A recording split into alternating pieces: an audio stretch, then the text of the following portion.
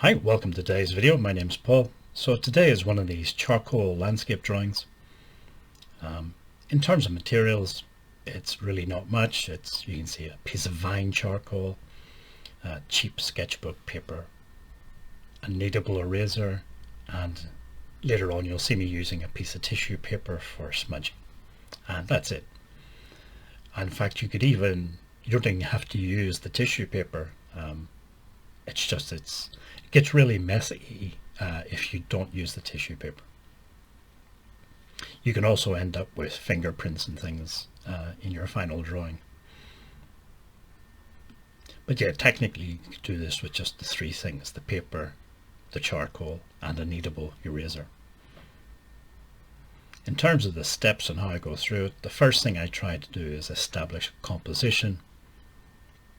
And I did a video on sort of how I think about the composition not so long ago. But this is basically, the composition is now established. And I sort of think about it in shapes. So you have the sky, which is the first shape. You have this sort of field on the left hand side, a sort of, I guess, roughly triangular shape. And then you have this main field, which covers probably 2/3 of the paper. So that's the composition established, and everything from now on is just me messing around, putting charcoal on, taking it off, putting it on again, trying different things, trying to get something that I'm happy with in terms of details and values. The overall shape of the drawing, the composition, isn't going to change much after this.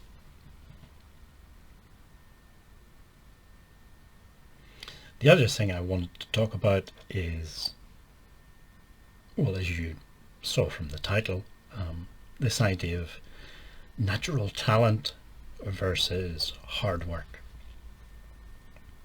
And of course, in history, there's been lots of people who seem to have really strong natural talent. People like Mozart, for example, who just seemed to, from a very, very early age, be able to play complex music that adults who've been studying all of their life struggled with, as well as coming up with his own original ideas and things from a very early age. So yes, there are very naturally gifted people like that seem to have this natural talent. And when you look up the word talent in the dictionary, well, the definition varies from dictionary to dictionary slightly, but they all have this idea of a natural aptitude that people like Mozart would have displayed. But it's not only famous people. I'm sure at school we all knew somebody who was very good at languages, or very good at drawing or singing or something. The rest of us who maybe don't have so much natural talent, how can we improve? There are maybe different ways. The most reliable way is just hard work and practice, perseverance. There are some other people from history, and I'll tell you a story about a blues singer that you may or may not have heard of. His name was Robert Johnson. Well, his full name was Robert Leroy Johnson. And at that time, he was born in Mississippi, and places like Mississippi, there was a lot of blues singers, sort of itinerant entertainers who would go around playing music on street corners, collecting coins and cups and things like this. Maybe playing Saturday night, some bar or something, for a dance. And they made a sort of living from that. And he was one of those musicians. But the legend is that he sort of disappeared for a while. He was mediocre as a musician, but he disappeared for a while. He came back, and suddenly he was an amazing guitar player and could play the guitar in ways that people had never heard of in the blues. And then the legend built up that he had sold his soul to the devil to learn to play music. In reality, this is just a legend. In reality, he was never that successful during his lifetime. He wasn't particularly influential. He wasn't attracting huge crowds of people to see how he played the guitar.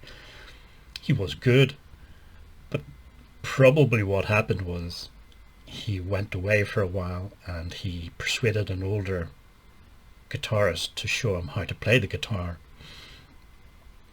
And from that, he developed his own style. And I think that's what most of us who don't have huge amounts of natural talent, that's basically what it comes down to. You may or may not get the help of a teacher, a mentor, or something like that. You can use, these days of course we have online courses and books and all sorts of things to help. YouTube, for example. But a lot of it is going to come down to just practicing and hard work.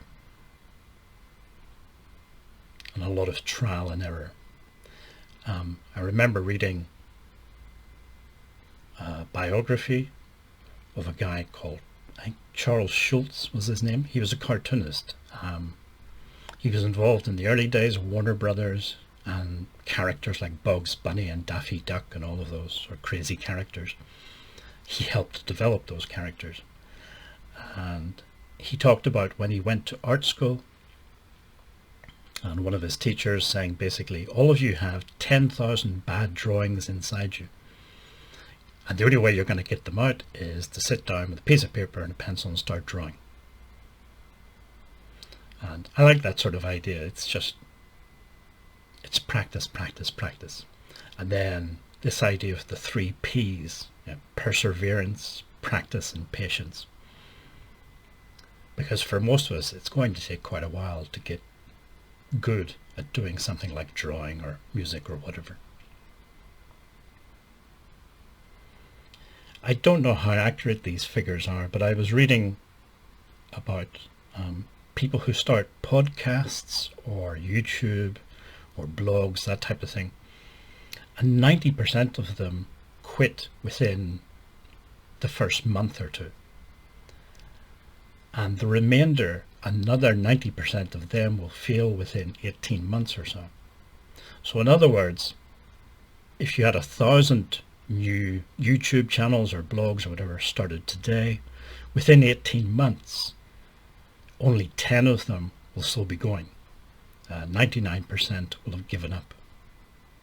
And I think that's true with trying to learn something like a language or art or music or whatever. A lot of people just sort of give up, and it is because it's not an easy thing to do. But like I say, if this channel has any reason for being, it's sort of to encourage people to keep going. And you can see me trying, and it's not always working. It's not outstanding art, but I'm trying and trying to improve. And I think that is, if you like, the story of this YouTube video. Don't give up, just keep trying. This is the scan of the final drawing, and I was happy with this. I was happy with the implied detail. It sort of captures the idea of a summer field somewhere in Ireland. I've seen fields like this many times, and I like the sort of hedgerow that gives a feeling of depth to the painting, or the drawing, sorry. Okay, if you made it this far into the video, thank you for watching, and hopefully see you in the next video.